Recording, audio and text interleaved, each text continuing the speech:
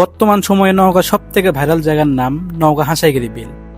আর সেই হাসাইগিরি বিল আমি কিভাবে বগুড়া থেকে মাত্র ৭০ টাকায় গেলাম সেটা নিয়েই থাকছে আজকের ভিডিও। আসসালামু আলাইকুম। আজকে আমি যাব হাসাইগিরি বিল। হাসাইগিরি বিল আমাদের ট্রেনে করে যেতে হলে সর্বপ্রথম যেতে হবে সান্তাহার। আর এখন আমি আছি তাওড়া রেলওয়ে স্টেশনে। এখান থেকে সান্তাহারে ভাড়া মাত্র ৬০ টাকা। এবং আপনারা যে বগুড়া রেলওয়ে স্টেশন থেকে যেতে চান সেই ক্ষেত্রে আপনাদের খরচ পড়বে পার পার্সন মাত্র ২০ টাকা। তো চলুন যাওয়া যাক। আমরা কিন্তু আজকে যাব কলেজ ট্রেনে। আর আপনারা জানেন কলেজ ট্রেন কিন্তু ৯:৩০টায় আসে। সো টিকিট কাটার একটু পরে কিন্তু আমাদের সামনে ট্রেন চলে আসে।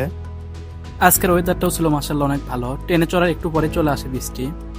আর হ্যাঁ, আমি কিন্তু গিয়েছিলাম সকাল ৯:৩০টার ট্রেনে। আপনারা যদি শুধু হাসাইগিরি ঘুরতে চান সেই ক্ষেত্রে আপনারা দুপুর ১২:৩০টার ট্রেনেও যেতে পারেন। এবং আপনারা যদি মনে করেন নওগাঁর যতগুলো ভাইরাল জায়গা আছে সবগুলো একসাথে ঘুরে দেখতে চান সেই ক্ষেত্রে আপনারা সকাল ৯:৩০টার ট্রেনে যাওয়াটাই আপনাদের জন্য বেটার হবে। আর আমরা এত সুন্দর একটা ওয়েদার এনজয় করতে করতে আমরা চলে আসি সান্তাহার রেলওয়ে স্টেশনে। আমাদের মোট টাইম লাগে মাত্র ৪৫ মিনিট। আর আপনারা যে বগুড়া থেকে আসছেন সেই ক্ষেত্রে হয়তো বা আর একটু বেশি, মানে ১ ঘন্টা প্লাস সময় লাগতে পারে। আমরা ট্রেন থেকে নেমে স্টেশনটা একটু ঘুরে দেখলাম। আসলেই অনেক সুন্দর একটি স্টেশন সান্তাহার রেলওয়ে স্টেশন। তো স্টেশনটা ঘোরা শেষ করে আমরা বের হলাম হাসাইগিরি যাওয়ার উদ্দেশ্যে। আপনারা এখানে সিএনজি থেকে শুরু করে রিক্সা সবকিছুই পাবেন, যেখান থেকে হাসাইগিরির ভাড়া জনপ্রতি মাত্র ৫০ টাকা। আর নওগাঁর রাস্তার যে বাজে একটা অবস্থা, তাই ভিডিও না করে আমরা ডিরেক্ট চলে আসলাম হাসাইগিরি বিল। আমাদের সান্তাহার থেকে হাসাইগিরি আসতে সময় লাগছে মাত্র ১ ঘন্টা ৫ থেকে ১০ মিনিট। এবং আপনারা যদি আর একটু সেভ করতে চান সেক্ষেত্রে আপনাদের সান্তাহার থেকে নওগাঁ আসতে হলে মাত্র ভাড়া পড়বে ১৫ টাকা। এবং নওগাঁ থেকে হাসাইগিরির ভাড়া মাত্র ৩০ টাকা বা ২৫ টাকাও লাগতে পারে কোনো কোনো সময়। আমরা ততক্ষণ মেন পয়েন্টে যেতে থাকি এবং আপনারা রোডটি এনজয় করুন।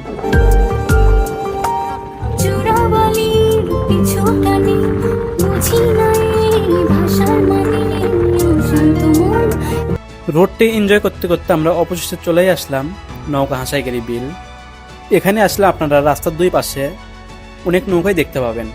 আর হ্যাঁ, নৌকা ভাড়া করার সময় কিন্তু অবশ্যই আপনারা খোলাখুলিভাবে কথাবার্তা বলেই নৌকাটি ভাড়া করবেন।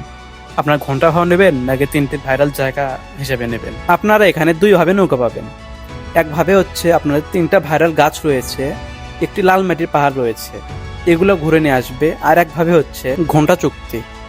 আমার মতে আপনারা যদি ২-৩ জন ৪ জন বা আপনাদের বন্ধু বান্ধবরা সবাই মিলে যান সেক্ষেত্রে আপনাদের ঘন্টাটা নয় সব থেকে বেস্ট হবে। আমরা নিজেরাও গিয়েছিলাম মাত্র ৪ জন।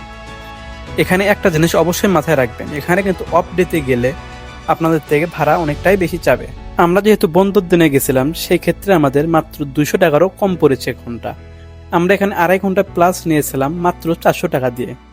আর হ্যাঁ, আপনাদের কিন্তু একটা জিনিস অবশ্যই মাথায় রাখতে হবে, আপনারা যদি দুপুরবেলা যান সেই ক্ষেত্রে আপনাদের নওগাঁ থেকে দুপুরবেলার খাবারটি খেয়ে যাওয়াই বেটার হবে। আর যদি তাও না হয় সেক্ষেত্রে আপনারা খাবার অবশ্যই কিনে নিয়ে যাবেন, কারণ না হাসাইগিরিতে আপনারা কোনোভাবে ভালো খাবার পাবেন না, প্লাস ওখানকার খাবারের প্রাইসটাও তুলনামূলক অনেকটাই বেশি।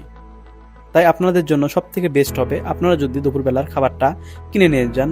আমরা দুপুরবেলা খাওয়া দাওয়া শেষ করে এখন আমরা যাচ্ছি লালমাটির পাহাড় দেখার উদ্দেশ্যে। আর এখানে যাওয়াটাই আমাদের জন্য সব থেকে ছিল বড় একটি ভুল, কেননা আমরা প্রায় ১ ঘন্টা সময় নষ্ট করে গিয়েছিলাম এই লালমাটির পাহাড় দেখতে। এখানে গিয়ে দেখি এটা কোনোভাবেই কোনো পাহাড় না। এখানে মাঝখানে খাড়া খুঁড়ে দেওয়ার কারণে দুই পাশে মাটি উঁচু করে রাখা, সেটাকে এনারা বানিয়ে দিয়েছে লালমাটির পাহাড়। পাহাড় দেখা শেষ করে আমরা গিয়েছিলাম সেই ভাইরাল গাছটির কাছে।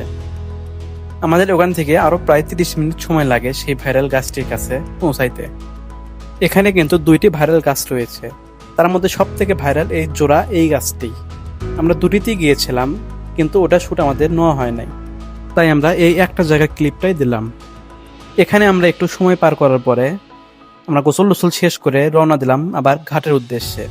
আমরা সব থেকে বড় যে জিনিসটা দেখে অবাক হয়েছি সেটা শুনে আপনারাও অবাক হয়ে যাবেন।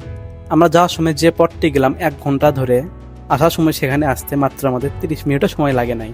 তো আর কি, আমরা এক বুক হতাশা নিয়ে ফিরলাম ঘাটের উদ্দেশ্যে। এখানেই আমাদের শেষ হয়ে গেল আজকের মতন নৌকা ভ্রমণ। আর হ্যাঁ, আপনারা যদি নৌকাতে যান সেই ক্ষেত্রে একটু আপনারা আগে আসারই চেষ্টা করবেন, কেননা এখানে আপনাদের রিক্সা পাওয়াটা অনেকটাই টাফ হয়ে যেতে পারে। এই জন্যই আমরা একটু আগে চলে আসলাম ৪টার দিকেই, কারণ আমাদের আবার সন্ধ্যা ৬টার ট্রেনেই ব্যাক করতে হবে।